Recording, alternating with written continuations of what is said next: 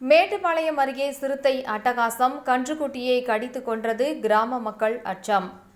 கோவை மாவட்டம் மேட்டுப்பாளையம் அருகே சிறுமுகை வனச்சரகத்திற்கு உட்பட்ட வெள்ளிப்பாளையம் கிராமம் உள்ளது. இங்கு சென்னாமலை கரடு அடிவார பகுதியில் விவசாயி குருசாமி என்பவர் தோட்டத்தில் வாழை, தென்னை உள்ளிட்ட பயிர்களை விவசாயம் செய்து வருகிறார். மேலும் இவரது தோட்டத்தில் கன்றுக்குட்டி ஒன்றினை வளர்த்து வருகிறார். இந்த நிலையில் சென்னாமலை கரடு வனப்பகுதி வழியாக இரவு நேரத்தில் வெளியேறிய சிறுத்தை ஒன்று குருசாமி தோட்டத்திற்குள் புகுந்து தொழுவத்தில் கட்டி வைத்திருந்த கன்றுக்குட்டியை கடித்து குதறியுள்ளது. கன்றின் அலறு சத்தம் கேட்டு வீட்டில் இருந்தவர்கள் சென்று பார்த்தபோது சிறுத்தை கடித்து குதறியதில் கன்றுக்குட்டி பரிதாபமாக உயிரிழந்த நிலையில் கிடந்துள்ளது.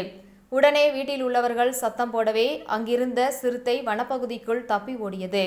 சிறுத்தை அங்கும் இங்கும் நடமாடிய காட்சி விவசாயி குருசாமி வீட்டில் வைத்திருந்த சிசிடிவி கேமராவில் பதிவாகியுள்ளது. இதுகுறித்து சிறுமுகை வனச்சரகத்திற்கு தகவல் தரப்பட்டுள்ளது. சிறுத்தை நடமாட்டம் கிராம மக்களிடையே பெரும் அச்சத்தை ஏற்படுத்தியுள்ளது.